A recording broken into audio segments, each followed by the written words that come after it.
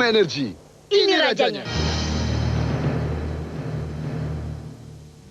Hadirin dan pemirsa sekalian, dunia usaha amat terkait dengan reformasi hukum secara keseluruhan sebagai landasan bagi kepastian berusaha. Guna membahas perihal reformasi hukum dan permasalahannya, kami memberikan kesempatan kepada panelis selanjutnya, Mr. Peter Fanning. Waktu kami persilahkan.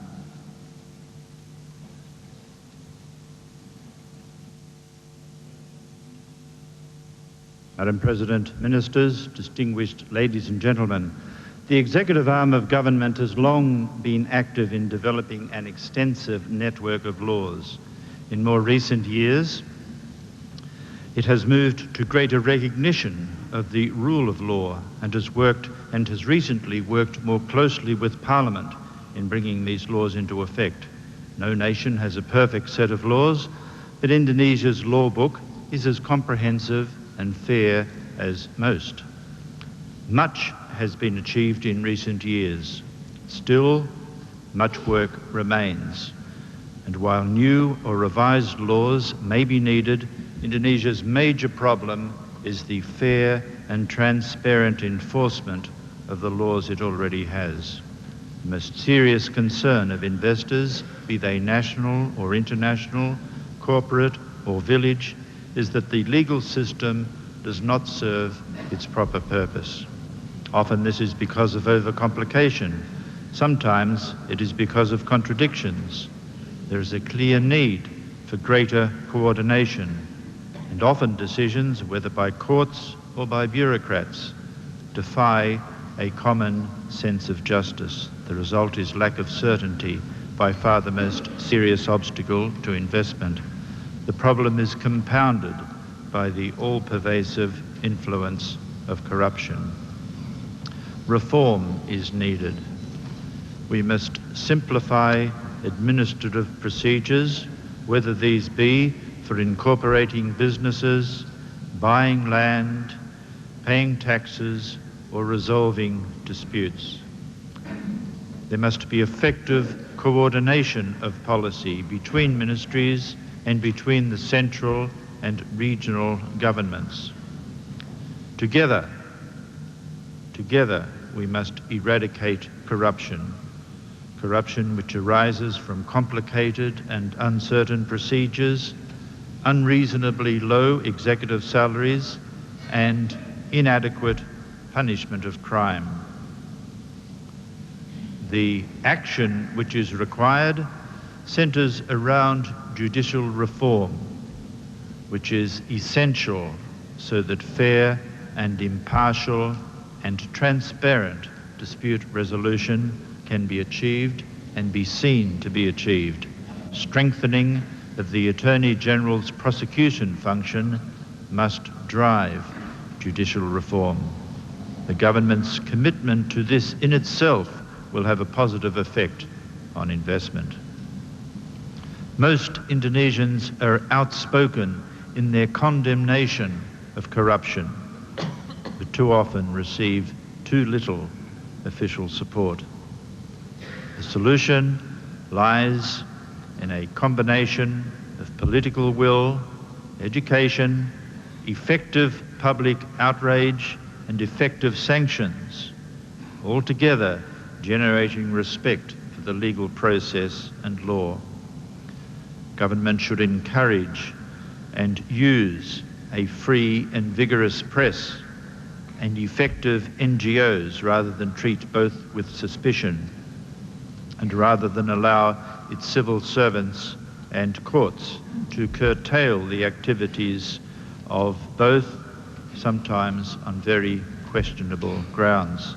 It is essentially the press and NGO activity representing the public which will generate changes in attitude so that the guilty actually experience guilt.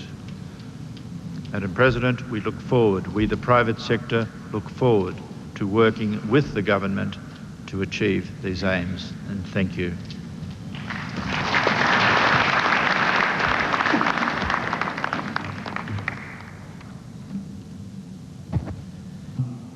kita beri kesempatan pada Saudara Hasanuddin untuk menyampaikan perihal masalah-masalah mengenai dan usulan mengenai masalah perburuan. Saudara Hasanuddin, waktu kami persilakan. Terima kasih, Saudara Moderator. Yang kami hormati Ibu Presiden Republik Indonesia beserta Bapak Meneg BUMN dan Ibu Menteri Deperindak. Assalamualaikum warahmatullahi wabarakatuh. Selamat sore dan salam sejahtera bagi kita semua. Nama lengkap saya Hasanuddin Rahman. Dan saya diberi amanah oleh komunitas dunia usaha untuk menyampaikan hal-hal yang sangat kami yakini amat berguna. Tadi kami bersyukur bahwa Ibu telah memulai dengan pernyataan bahwa Ibu datang ke sini dalam dua kapasitas. Satu sebagai presiden dan kedua sebagai calon presiden. Saya catat betul itu ya Bu ya. Mudah-mudahan kita bisa melakukan interaksi ini dengan sehat. Dalam kapasitas sebagai presiden tentu ini adalah forum silaturahmi. Ya kan? Ya, forum silaturahmi yang akan kita kembangkan menjadi sesuatu pemaparan yang barangkali perlu disimak ya kan, oleh Ibu sebagai presiden. Dan insya Allah masih ada waktu forum dialog dengan Capres. Ibu Presiden yang kami hormati, rekan-rekan saya tadi umumnya berbicara hal-hal yang berkaitan dengan dunia usaha yang real. Saya akan menyampaikan kepada Ibu Presiden harapan dan upaya yang disampaikan oleh dunia usaha dalam bidang hubungan industrial dan ketenagakerjaan. Ada beberapa pertanyaan dan ada beberapa harapan dan sekaligus juga ada beberapa saran dan rekomendasi. Yang pertama, kami mendengar dalam beberapa siaran bahwa Ibu pada dasarnya sudah mencandangkan beberapa program di masa mendatang, terutama yang berkaitan dengan penciptaan lapangan pekerjaan. Kita sudah dengar dari tadi betapa pentingnya masalah penciptaan lapangan pekerjaan sekarang ini. Dalam catatan kami yang kami dapatkan dari instansi yang bertanggung jawab, itu terdapat 9,2 juta kaum penganggur yang memang ini harus segera dicarikan solusinya. Yang kedua, pertanyaan kami adalah yang berkaitan dengan masalah peraturan perundang-undangan. Kami mencatat selama Ibu memerintah negara ini, paling sedikit telah dilahirkan 2 undang-undang perburuhan. Ditambah 1 undang-undang perburuhan di masa sebelum itu. Sehingga kita sudah memiliki 3 undang-undang perburuhan. Dan berikutnya kami juga ingin menyampaikan beberapa pertanyaan mengenai masalah aspirasi baik dari dunia usaha maupun dari SPSP. Bahwa kita perlu melakukan peninjauan kembali revisi. Nah, yang akan saya sampaikan adalah pertama, kita perlu menyampaikan pada Ibu bahwa ada program yang mendesak. Pertama mencangkut penciptaan lapangan pekerja formal yang seluas-luasnya melalui industri padat pekerja yang memang sekarang dalam keadaan memprihatinkan. Kemudian juga industri tekstil dan industri yang berorientasi ekspor. Yang kedua, yang sangat penting adalah menciptakan hubungan industrial yang sehat dan adil. Dengan membangun keseimbangan antara hak, kewajiban, dan tanggung jawab. Ya, ada 3 pelaku, pemerintah, pengusaha, pekerja buruh, dan serikat buruh. Kemudian kami juga sampaikan bahwa yang mendesak itu juga mengenai pelaksanaan daripada peraturan perundang-undangan yang sekarang sudah ada. Kami berpendapat bahwa seyogianya pelaksanaannya tidak dilakukan secara kaku, tapi fleksibilitasnya. Yaitu berkaitan dengan kalau kita bicara terus-menerus kepada proteksi, perlindungan, dan itu menyangkut kepada ekses atau berlebihan, itu justru akan mempersempit usaha penciptaan lapangan pekerjaan. Yang kedua, kita juga harus melihat bahwa dalam masalah rekrutmen, penerimaan pegawai, kita hendaknya juga melihat bahwa kebutuhan dunia usaha itu tidak mungkin hanya terfokus kepada menerima pegawai harus permanen misalnya. Harus ada fleksibilitas, mana yang bisa kontrak, mana bisa yang outsourcing. Dan yang terakhir, kita juga harus meninjau bagaimana prosedur pelaksanaan PHK sekarang. Kaitannya dengan besaran pesangon. Yang kalau kami diberi kesempatan nanti memaparkan, Ibu akan melihat betapa ini juga merupakan beban bagi dunia usaha. Berikutnya yang kami sampaikan juga bahwa untuk diketahui sekarang ini yang terjadi adalah kami menghadapi masalah-masalah yang berkaitan dengan kebijakan upah minimum misalnya. Upah minimum ini setiap tahun gitu, menjadi masalah besar baik bagi dunia usaha maupun pekerja buruh. Tidak habis-habisnya kita bertengkar hanya untuk menetapkan upah minimum. Apa tidak sebaiknya kita bersama-sama duduk kembali bagaimana efektivitas yang baik? Karena kami juga mendapatkan satu informasi yang bisa dipertanggungjawabkan mengenai masalah dampak upah minimum kepada penyediaan lapangan pekerja. Semakin tinggi, maka semakin sempit upaya untuk penciptaan lapangan pekerjaan. Kami akan sampaikan nanti. Dan terakhir Ibu sekalian, karena saya sudah beritahu bahwa timingnya ini sangat singkat sekali. Kami ingin menyampaikan secara padat ya. Yang kami harapkan dalam kapasitas Ibu sebagai Presiden itu bisa melakukan sekarang juga. Tapi dalam kapasitas sebagai calon Presiden tentu Ibu punya program, punya visi. Ya. Itu yang kami belum mendengar. Oleh karena itu kami ingin mendengar lebih lanjut dari Ibu secara spesifik. Misalnya begini Bu. Ya. Kita sebetulnya harus menyadari bahwa mempertahankan eksistensi hubungan kerja yang ada itu harus diutamakan. Saya mempunyai catatan dalam tahun 2004 dari Januari sampai akhir Juli itu sudah terjadi PHK massal 400.000. Itu baru yang resmi, belum yang tidak terlalu. Mereka kemana itu? Yang kedua, memperluas lapangan pekerjaan di sektor formal. Dan yang terakhir, marilah kita melakukan langkah-langkah meninjau, merubah, mencabut, membatalkan peraturan perundang-undangan yang tidak mendukung program utama tadi, yaitu mempertahankan pekerjaan yang sudah ada dan memperluas lapangan pekerjaan. Dan ini kami mempunyai keyakinan penuh kalau terjadi koordinasi lintas sektoral, baik Depnakertrans dengan Depdagri berkaitan dengan Undang-Undang 2299, baik dengan Departemen Pertanian, di mana sebagian besar potensi untuk lapangan pekerjaan ada di sana. Kalau memang kita fokus memberikan proteksi kepada para petani. Kemudian baik juga dengan Deperindag yang bisa memberikan regulasi yang tidak bertentangan dengan upaya-upaya membangun kembali industri kita. Begitu pula Demkis Praswil, pemukiman dan itu sangat penting. Betapa banyak produk-produk kita yang tidak bisa diangkut karena tidak ada infrastruktur. Dan tidak kurang pentingnya Departemen Kelautan dan Perikanan. Ya, berapa banyak potensi kekayaan laut kita yang tidak bisa kita olah. Dan itu potensi untuk menciptakan lapangan pekerjaan. Demikian Bapak Ibu sekalian, karena waktu juga yang membatasi. Mudah-mudahan yang kami sampaikan merupakan satu sumbang pemikiran dan saran ya, di dalam upaya kita untuk memulihkan kembali ekonomi dunia usaha kita. Wassalamualaikum warahmatullahi wabarakatuh.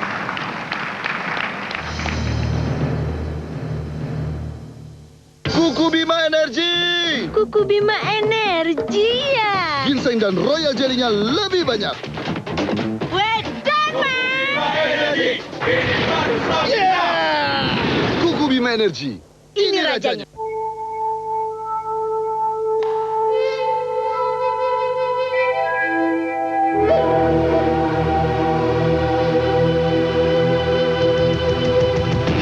Alam memberi saya kekuatan luar biasa. Begitu pula New Organics.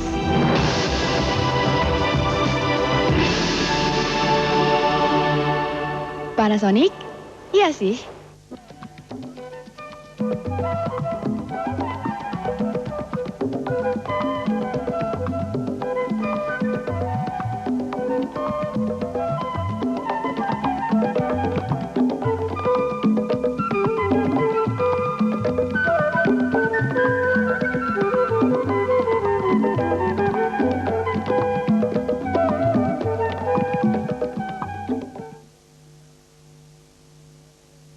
Sejarah panjang, bukti ketegaran, melandasi komitmen baru anak negeri. BNI, melayani negeri, kebanggaan bangsa. Sejarah panjang, bukti ketegaran, melandasi komitmen baru anak negeri. BNI, melayani negeri, kebanggaan bangsa. Pakai yang benar. Bingo. Bingo kencang kencling kinclong. Bingo. Kencelang, kenceling, kinclong. Sakit tenggorokan? Sariawan. Daya tahan tubuh lemah? Panas dalam. Minum Adem Sari. Formula baru yang disempurnakan. Adem Sari. Reaksi cepat. Meredakan panas dalam. Adem Sari. Cepat ademnya. Yes. Kuku Bima Energi. Kuku Bima Energi ya. Ginseng dan royal jelly-nya lebih banyak. We're done, man. Yeah! Kuku Bima Energi. Ini rajanya. Wah, iklan motor mirip semua. Memang banyak yang main contek, makanya hati-hati. Selain harga, pastikan kualitasnya. Memang, nggak boleh beli yang murah. Boleh murah, tapi asal jangan murahan. Itu sih impianku. Jangan cuma mimpi, pilih Vega R. Yamaha Vega R, mesin bandel, kualitas terbukti, harga terjangkau, dan hanya Vega R yang memakai rem cakram asli standar Jepang. Yamaha Vega R menjawab semua impian.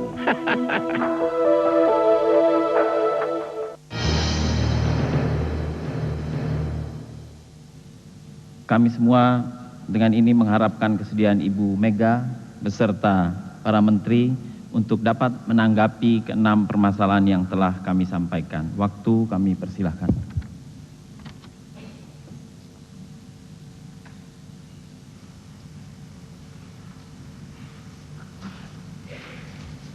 Hadirin dan hadirat yang saya hormati, dari 6 panelis yang telah mengajukan permasalahan, pertanyaan, dan juga rekomendasi, saya akan menjawabnya juga untuk mempersingkat waktu, tidak satu persatu, tetapi secara menyeluruh, karena juga kalau saya perhatikan apa yang dijadikan rekomendasi maupun permasalahan itu sebenarnya tadi telah saya terangkan. Mengenai masalah perpajakan, seperti tadi saya katakan bahwa di dalam periode pertumbuhan ini, kalau untuk dilakukan reformasi perpajakan tentunya akan masih menyulitkan bagi budget pemerintah itu sendiri. Karena seperti kita ketahui, pada saat krisis yang namanya keuangan negara itu juga dalam keadaan tidak baik, sehingga tentunya yang perlu kita lakukan adalah bagaimana dari sisi perpajakan kita mendapatkan masukan, dan setelah itu juga harus diingat kita tetap harus membayar utang. Ini merupakan suatu hal yang perlu dilakukan di dalam periode stabilisasi. Untuk periode pertumbuhan tentunya kita ketahui sekarang ini reformasi perpajakan dengan undang-undang perpajakan yang sedang dibahas itu akan segera diberlakukan. Sebelumnya saya ingin mengingatkan dari para panelis untuk kita mempunyai satu persepsi yang sama dulu. Setelah alam reformasi ini, maka pemerintah pusat itu kedudukannya tidak seperti pada waktu seperti dulu. Banyak hal-hal yang telah didesentralisasikan, banyak hal-hal yang telah juga dibuat. Jadi di dalam kedudukan ini antara pemerintah dan legislatif itu harus saya ingatkan kembali, karena hak inisiatif sekarang berada di DPR. Jadi masalah juga yang tadi merupakan bagian daripada rekomendasi para panelis, itu tentunya saya juga banyak yang menyetujuinya dan juga itu sebenarnya telah dijalankan atau sedang direncanakan di dalam program berlanjut pemerintah sekiranya pemerintah ini akan bisa menjadi pemerintahan yang akan datang. Sebagai suatu contoh soal, saya bicara mengenai Undang-Undang Nomor 22. Ini telah dimasukkan untuk diadakannya penyempurnaan juga bersamaan dengan Undang-Undang 25, Perimbangan Keuangan Pusat dan Daerah.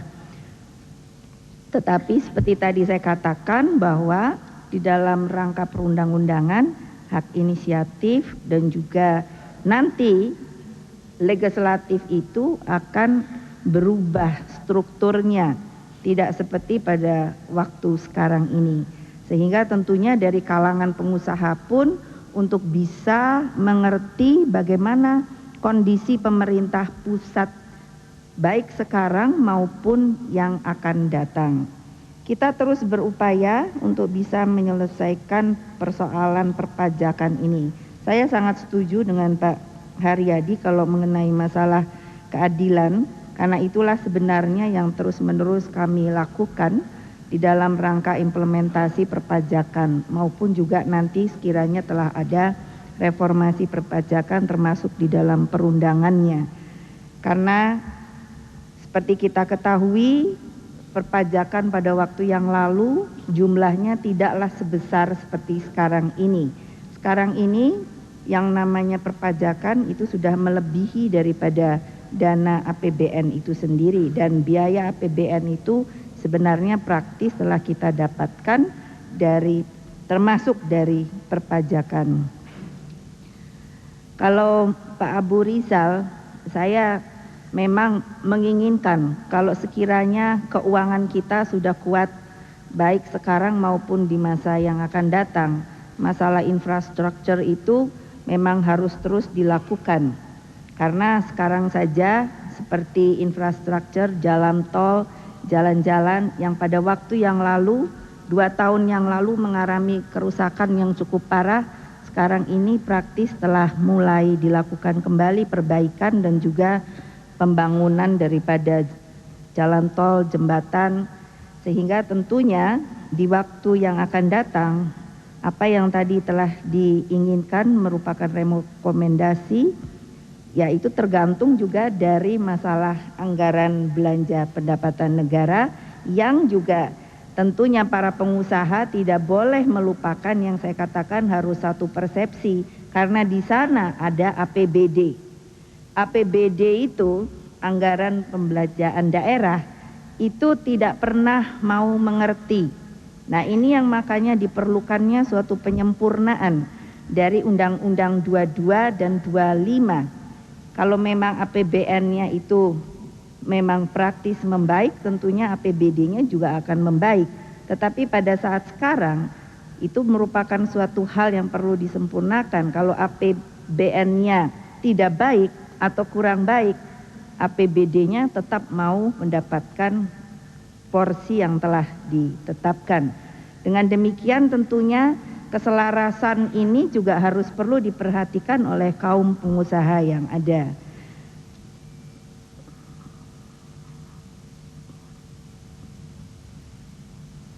Dari 4 panelis yang lain, daya saing itu memang harus dilakukan. Tetapi di dalam periode yang ada sekarang ini, ketika yang namanya stabilisasi sedang dilakukan, bagaimana kita akan melakukan suatu persaingan yang sehat, yang baik, kalau kita sendiri sebetulnya sepertinya masih dalam keadaan sakit. Kita sedang memperbaiki kondisi perekonomian kita dewasa ini dan membuat sehat perekonomian Indonesia.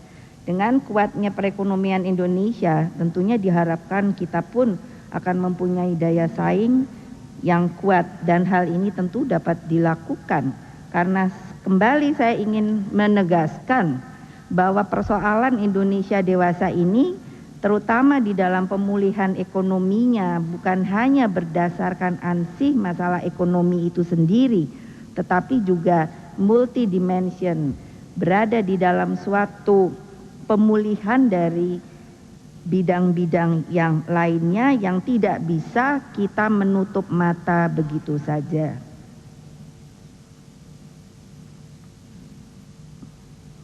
Seperti kebijakan untuk industri, seperti juga yang diketahui dari sejak awal, karena kita mengetahui ketika terjadi krisis, maka yang tidak sebenarnya mengalami krisis adalah justru di kalangan industri kecil dan usaha kecil dan menengah, sehingga pemerintah sampai saat sekarang ini pun terus melakukan dorongan memperkuat mereka. Seperti tadi yang saya katakan, yang sekarang ini sangat positif dan konkret adalah kredit tanpa agunan yang benar-benar dapat bukan hanya memperbaiki tetapi juga meningkatkan taraf kehidupan dan kesejahteraan di kalangan usaha kecil dan menengah. Di dalam masa periode pertumbuhan, tentunya hal-hal ini tinggal ditingkatkan seperti tadi yang dipertanyakan oleh Pak Hasanuddin. Karena pondasi yang telah dilakukan itu memang di dalam periode stabilisasi ini telah kami lakukan. Jadi tinggal dalam jangka menengah panjang upaya-upaya baik yang tadi juga direkomendasikan oleh para panelis yang saya bilang sebagian besar bisa saya setujui, itu memang bisa kita lakukan. Karena di dalam periode ini pondasinya itu telah kuat. Tetapi sekali lagi saya sangat berharap bahwa segala hal seperti tadi yang Pak Hasanuddin inginkan di dalam bentuk perundangan, itu bukan pemerintah Pak yang membuat undang-undang, tetapi yang membuat undang-undang itu adalah DPR. Pemerintah merupakan mitranya dan pemerintah itu nanti melaksanakan perundangan tersebut. Jadi memang ada hal-hal yang saya kira perlu diluruskan pada dewasa ini dan untuk di masa yang akan datang. Masalah perburuhan demikian juga, dan untuk kalau disebutkan masalah pengangguran, memang di dalam periode stabilisasi ini kami berupaya sekuat tenaga untuk pengangguran itu jangan semakin membesar, karena bagaimanapun juga akibat permasalahan yang ditangani oleh BPPN, sekali lagi saya ingin mengatakan yang ditangani oleh BPPN yang juga melibatkan sedemikian banyak perusahaan, yang juga mengakibatkan sedemikian banyaknya stagnansi di masalah kontrak itu sendiri yang perlu diperbaiki dewasa ini. Maka setelah hal-hal tersebut diselesaikan dengan penyelesaian BPPN, maka tentunya masalah perburuhan ini, terutama masalah PHK itu tentunya bisa mulai dihentikan. Dan tentunya dengan demikian perusahaan yang sekarang berjalan kembali, sebagai satu contoh konkret, dari 22 perusahaan asing yang tadinya mengalami problem, tidak bisa atau stuck berjalan, maka sekarang telah diselesaikan secara layak. 13 perusahaan itu bisa berjalan lagi. Itu berarti bahwa yang namanya pengangguran dan PHK telah bisa dihentikan. Realita-realita seperti inilah yang tentunya juga para pengusaha harus mengetahuinya dengan baik, karena dengan demikian tentunya kesetaraan dan keadilan yang dimintakan dari kalangan pengusaha itu juga bisa diterapkan secara bersama. Di masa yang akan datang, kalau ditanyakan mengenai program-program, maka program kabinet yang ada sekarang ini itu seharusnya terus dilanjutkan di dalam pemerintahan yang akan datang. Karena saya melihat kembali program-program jangka menengah panjang itulah yang sebenarnya juga sesuai seperti beberapa rekomendasi yang telah dilakukan oleh para panelis, itu mulai dirancang atau telah mulai dijalankan atau akan dilanjutkan dalam rangka jangka menengah panjang yang akan datang. Di dalam penegakan hukum, ini yang juga perlu atau dituntut dari kalangan pengusaha untuk betul-betul melihat perjalanan proses hukum yang ada ini. Seringkali memang saya arguing bahwa mengapa Presiden selalu tidak memfokuskan kalau ditanyakan mengenai masalah hukum ini. Justru saya ingin menerangkan secara transparan kedudukan legislatif, yudikatif, dan eksekutif itu sekarang menjadi sama. Artiannya di dalam proses hukum itu yang ada sekarang di dalam pemerintah pusat itu praktis setelah berubah melalui undang-undang adalah kejaksaan dan kepolisian. Tetapi di pengadilan yang masuk itu adalah kejaksaan. Hakim itu sekarang praktis seluruhnya berada di Mahkamah Agung. Jadi bagaimanapun juga kalau suatu perkara, suatu kasus telah dimasukkan ke pengadilan, pemerintah pusat itu praktis tidak bisa melakukan suatu tuntutan atau intervensi apapun. Dengan demikian maka tentunya dari kalangan pengusaha juga harus mengetahui di mana sebenarnya proses pengadilan atau proses hukum yang berjalan ini. Dan saudara-saudara tentunya juga harus mengetahui dengan adanya Mahkamah Konstitusi ini yang akan memfinalkan segala sesuatu yang diperkarakan, itu juga merupakan suatu hal baru di dalam masa periode pertumbuhan di masa yang akan datang nanti. Saya kira itu yang ingin saya sampaikan. Terima kasih. Wassalamualaikum warahmatullahi wabarakatuh.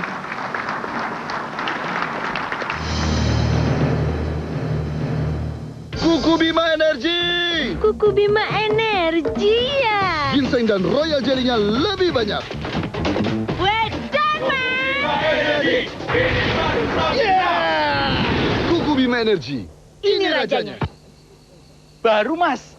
Oh iya, jangan ketinggalan zaman. 2 rodanya baru, 3 rodanya juga baru. Dengan teknologi sedikit asap. Sedikit asap? Ampuh nggak? Jelas. Kayak motor dulu asapnya banyak tapi rueng. Yang ini asapnya sedikit, rueng. Baru 3 roda sedikit asap, mengendalikan pembakaran, asap jadi sedikit, aman untuk keluarga dan sangat ampuh. Pinjem, Mas, mau beli 3 roda.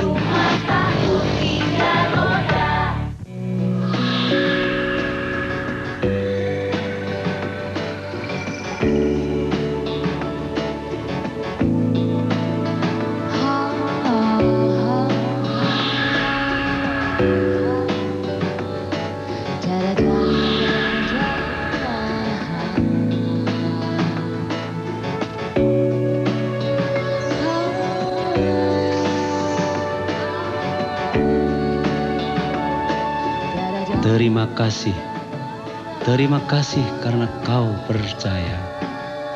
Ujian berat jangan pernah mematahkan semangat. Itu sebabnya kita harus terbiasa. Berhemat dalam segala sikap. Berpikir dalam setiap tindak. Agar kelak ada hari yang indah. Terbungkus sebagai hadiah. Yang dulu aku pakai nggak bagus dan cepat kering. Tapi Airwick Crystal Light bentuknya sangat indah. Benar-benar mengharum ruangan. Airwick, keharuman yang mengubah dunia Anda. Dengan desain eksklusif Airwick Aroma Gel, aroma memikat yang tahan lama. Keharuman yang berbeda membuat suasana rumah lebih hidup alami. Airwick, keharuman yang mengubah dunia Anda. Saya Louisi Serangga, cari sampah langsung ke kampung, sebar penyakit dengan mudah. Saya jahat, kejam, jorok. Tak ada yang kutakuti, kecuali ancaman Mortin. Baru Mortin Ultra sangat ampuh, membunuh 2 kali lebih cepat dari merek terkenal lain. Tak ada yang membunuh lebih cepat. Mortin ampuh melindungi. Bagi Presiden komplit, saya resmikan jamu komplit baru dengan jeruk nipis. Isinya semakin komplit. Saya putuskan harganya tetap Enak, tenang. Silakan pada Pak Laksamana, waktu kami persilakan. Terima kasih atas izin Ibu Presiden. Mungkin kami hanya ingin menggarisbawahi apa yang dikatakan Ibu Presiden bahwa pada umumnya semua masih menganggap bahwa dari periode krisis langsung bisa tumbuh lari. Ya, kita lupa bahwa kita mengalami periode krisis yang disebutkan oleh Ibu Presiden, ya, di mana Ibu Presiden memasuki masa-masa dan mewarisi krisis tersebut dan memasuki periode stabilisasi dulu. Jadi tanpa melakukan stabilisasi kita tidak bisa langsung tumbuh. Nah di sini pada saat krisis dan stabilisasi, misalnya dalam perburuhan, yang menjadi prioritas utama adalah bagaimana mencegah terjadinya PHK massal yang berkelanjutan. Boro-boro istilahnya untuk menciptakan lapangan kerja baru. Kami ingin melihat sebagai ilustrasi, yaitu memberikan suatu gambaran yang mungkin asisten sorot untuk pada slide nomor 8. Mohon ditayangkan. Di sini mengenai slide nomor 8 mengenai penerimaan perpajakan. Selama sejarah perekonomian nasional Republik Indonesia, penerimaan pajak itu tidak pernah melampaui anggaran rutin di dalam APBN. Ya, penerimaan pajak tidak pernah melampaui 100 triliun, semua di bawah. Bahkan dari tahun 99 ke bawah itu di bawah 100 triliun. Pada masa Indonesia booming hanya sekitar 50-60 triliun. Dan hanya pada periode stabilisasi di bawah kepemimpinan Ibu Mega, pajak yang diterima telah melampaui anggaran rutin di APBN. Yaitu pada tahun 2003 pajak sudah 240 triliun lebih, sedangkan anggaran rutin hanya 190 triliun. Nah 2 tahun terakhir 2002 dan 2003. Jadi masalah pajak ada beberapa prioritas. Prioritas antara tax revenue, pendapatan pajak untuk menyelamatkan APBN, atau reformasi pajaknya dulu. Di sini APBN memang kekurangan dana. Jadi dari sini kita bisa melihat betapa periode stabilisasi itu telah menghasilkan suatu proses penerimaan pajak yang mendapatkan suatu quantum leap. Ya, padahal stok perusahaan investasi masih belum ada. Kita tidak bisa membicarakan investasi masuk kalau makroekonomi tidak stabil, rupiah tidak stabil, terancam inflasi, lalu cadangan devisa terancam kering dan tidak ada yang melakukan investasi. Jadi prioritas utama seperti Ibu Presiden katakan adalah merestrukturisasi perusahaan-perusahaan dan perbankan yang mengalami kebangkrutan total. Nah di situ sudah terjadi suatu efisiensi dan kebocoran yang semakin kecil karena pajak meningkat penerimaannya yang cukup besar. Memang selanjutnya Ibu Presiden mengatakan tadi akan ada suatu menerima usulan tentang persamaan hak. Mungkin lebih baik kita lihat pada slide nomor 56 mungkin. Di sini mungkin kita membandingkan apple to apple. Ya. Tax ratio di bawah Ibu Presiden dalam 2 tahun terakhir dalam masa stabilisasi itu meningkat mencapai 13,5%. Dan ini jika dimasukkan pendapatan pajak di daerah mungkin sudah 14%. Padahal pada tahun-tahun sebelumnya itu bahkan di bawah tahun 99 sekitar 8 dan 7%. Ini adalah tax ratio pendapatan pajak dibandingkan dengan PDB. Lalu kita lihat intensitas slide nomor 54. Ya. Sebetulnya di sini hanya perbandingan antara penerimaan pajak selama Ibu Presiden dari tahun 2001 sampai 2004 itu sekitar 778 triliun.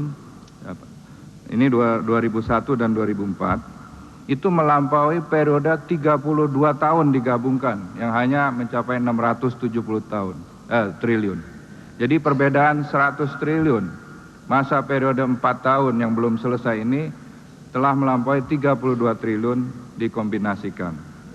Jadi kalau kita lihat di situ, memang kita harus melakukan, kita bisa bicara infrastruktur, kita bisa bicara subsidi, tapi uangnya dari mana?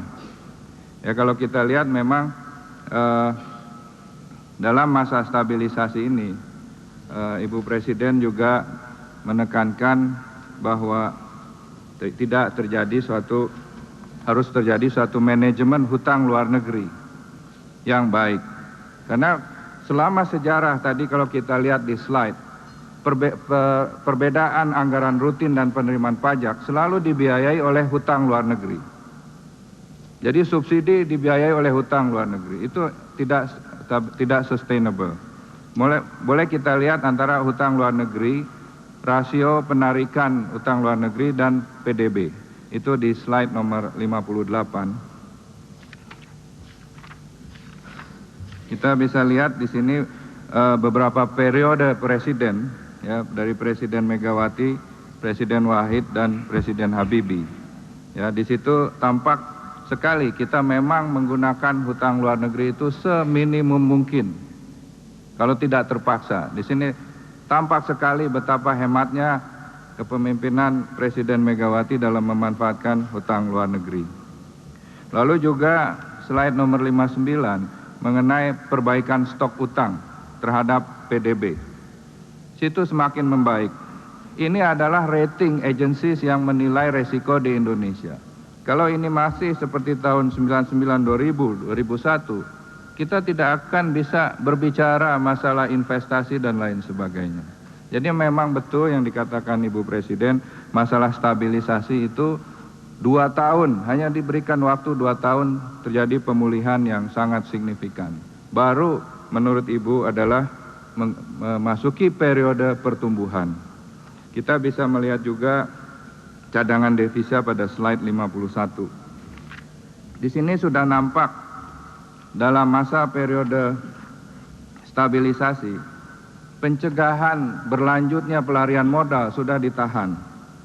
Sehingga cadangan devisa itu juga mencapai titik tertinggi dalam sejarah perekonomian nasional Indonesia. Artinya apa? Kepercayaan telah pulih kembali, ya, capital flight yang terjadi kembali lagi.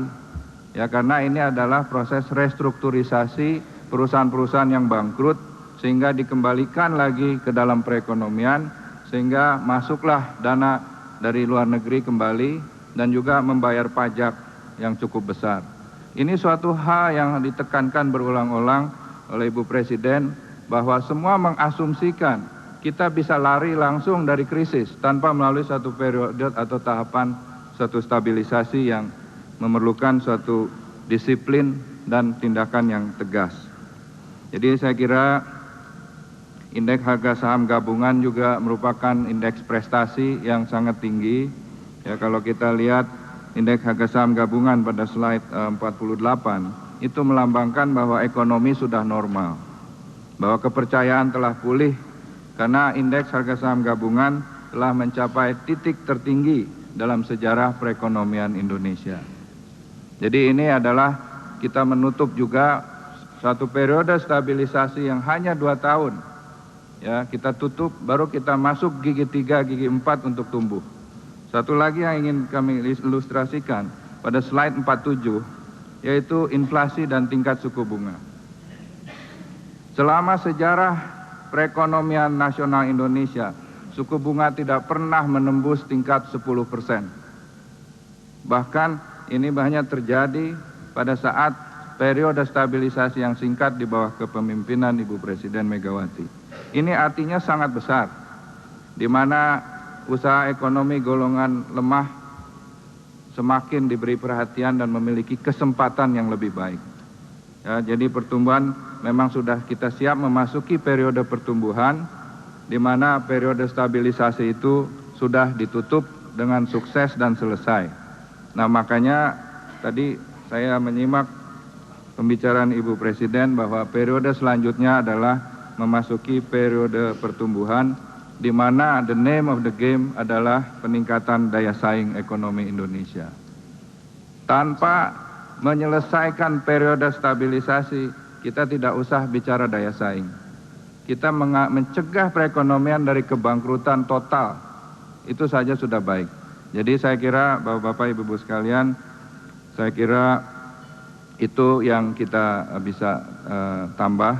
Dan juga mungkin yang paling penting tadi adalah juga suatu dalam kesempatan ini, masalah dalam periode stabilisasi adalah pemulihan kepercayaan. Pada saat krisis, kepercayaan total tidak ada. Jadi Indonesia memang mengalami mati suri dalam perekonomian. Sekarang sudah sembuh dan bisa berjalan. Kepercayaan sudah pulih, harga saham gabungan sudah mencapai rekor tertinggi, cadangan devisa sudah mencapai rekor tertinggi, bahaya hiperinflasi sudah bisa dicegah, bahkan APBN sudah bisa aman karena kita sudah mampu berdiri di atas kaki sendiri untuk memberikan subsidi. Di mana dalam sejarah perekonomian kita, subsidi selalu dibiayai oleh hutang luar negeri. Dari slide tadi tampak bahwa perolehan pajak memang sangat besar. Nah, memang dilemanya prioritas menyelamatkan APBN atau mereformasi pajak. Sekarang baru kita bisa berbicara memasuki periode pertumbuhan, kita bicara reformasi pajak baik tarif maupun administrasi perpajakan. Sebelumnya itu kita harus menyelamatkan APBN. Karena tadi Ibu mengatakan BPPN, di dalam BPPN ada 350.000 rekening atau utang perusahaan-perusahaan yang berhasil direstrukturisasi dan dikembalikan ke dalam perekonomian, akhirnya membayar pajak lebih besar dari periode-periode sebelumnya. Saya kira dengan demikian masalah juga pada saat periode stabilisasi adalah mencegah PHK massal yang berkelanjutan. Jadi kita tidak bisa mengatakan lapangan kerja akan tumbuh secara signifikan. Bahkan pada saat itu semua terancam PHK massal, terancam kebangkrutan total. Masih ada beberapa perusahaan yang tidak bisa diselamatkan sehingga terjadi PHK. Nah, sekarang dengan suku bunga yang sangat kondusif, dengan cadangan devisa yang sudah mantap, dengan nilai tukar yang sudah stabil, dengan kepercayaan yang sudah pulih kembali, Ibu Mega menghantar bangsa ini memasuki ke dalam suatu periode pertumbuhan yang sustainable. Jadi rekomendasi Bapak-Bapak dari panelis tadi sudah diterima dan dikatakan oleh Ibu Presiden untuk dicermati ke depan. Terima kasih atas izin Ibu Presiden, saya kembalikan.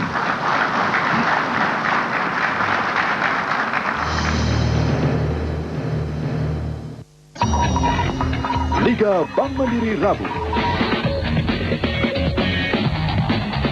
Saksikan pertandingan-pertandingan Liga Bank Mandiri di hari Rabu langsung di Antv.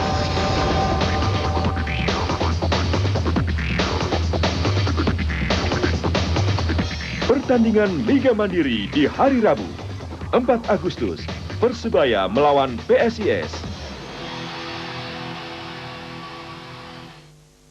Teater Hati minggu ini, Above and Beyond. Persahabatan yang terjalin kini retak. Michael is your best friend. Excuse me, Michael. Kecurigaan terhadap kesetiaan sang istri kian tak terbendung. And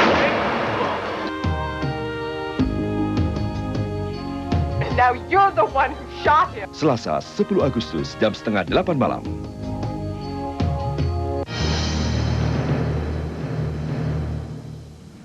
Kalau tadi sebelum kita memulai acara ini, Ketua Umum Kadin Indonesia menyampaikan remarks-nya, maka sudah sepatutnya pula untuk kesempatan kali ini kita minta kesediaan Ketua Umum Kadin Indonesia untuk menyampaikan closing remarks-nya kepada Pak Hidayat. Waktu kami persilahkan.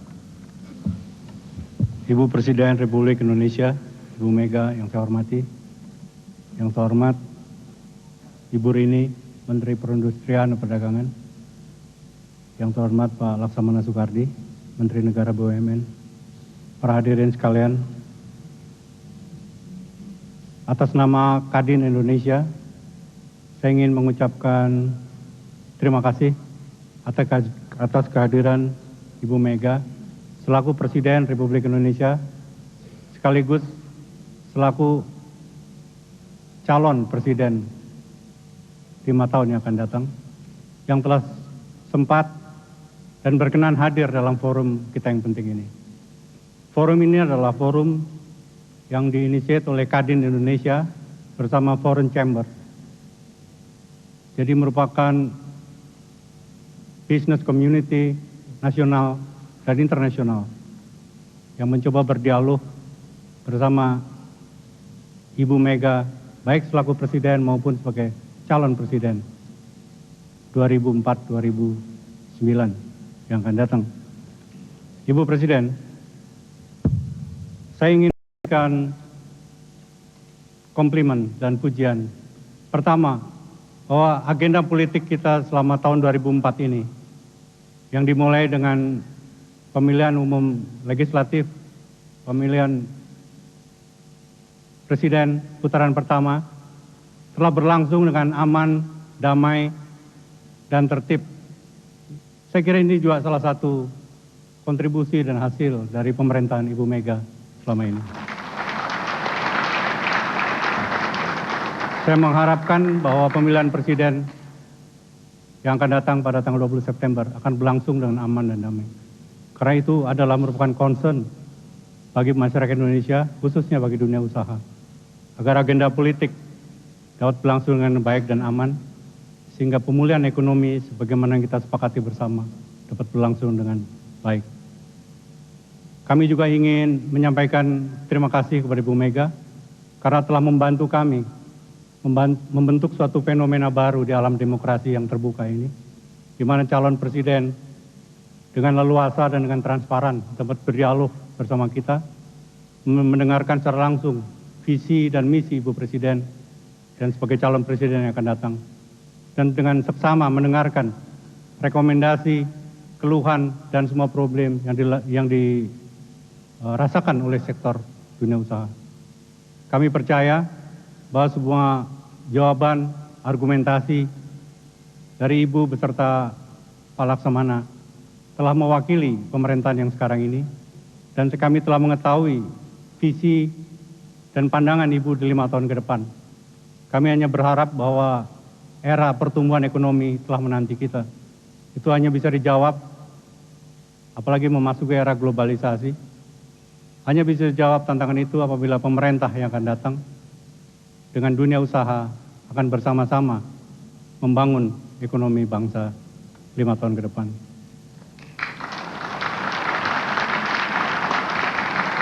Terakhir kami ingin menyampaikan kepada Ibu Mega bahwa kami karena keprihatinan dan rasa concern kami yang mendalam mengenai masalah pemulihan ekonomi, bersama-sama dengan Foreign Chambers menyusun suatu roadmap dari semua sektor yang kami anggap penting kita tumbuhkan dalam 5 tahun ke depan.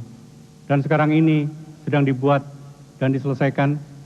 Mudah-mudahan bulan September itu semua selesai dengan semua sektor dan semua solusi yang kami susun secara seksama. Ini melibatkan semua praktisi nasional maupun internasional dan juga para pakar makro ekonomi Indonesia dan internasional. Mudah-mudahan ini akan bisa menjadi referensi. Apabila Ibu nanti terpilih dan dipercaya kembali oleh rakyat Indonesia, maka roadmap ini akan kami serahkan kepada Ibu pada bulan September nanti.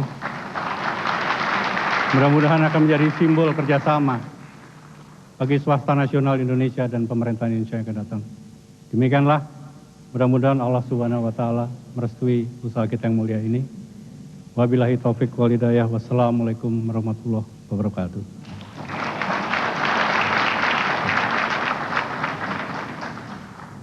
Hadirin dan pemirsa sekalian, demikian tadi diskusi intensif dan tulus antara masyarakat dunia usaha dengan Ibu Megawati Soekarno Putri. Banyak hal-hal yang telah kita pahami atas ke-6 permasalahan yang telah kita sampaikan. Banyak hal-hal baru yang kita telah dengar dan kita pahami. Begitu juga banyak harapan yang sekarang kita miliki setelah mendengar langsung dari Ibu Mega dan dari Pak Laksamana. Untuk mana atas nama Kadin Indonesia, atas nama hadirin, dan kami selaku moderator, kami sampaikan banyak terima kasih. Semoga Ibu Mega selalu berhasil di dalam tugas dan pengabdian pada bangsa dan negara tercinta. Akhirnya, terima kasih juga kepada para panelis, undangan, dan semua pihak yang sudah bekerja untuk suksesnya acara ini. Sekian terima kasih, semoga Tuhan Yang Maha Kuasa selalu memberkati kita sekalian.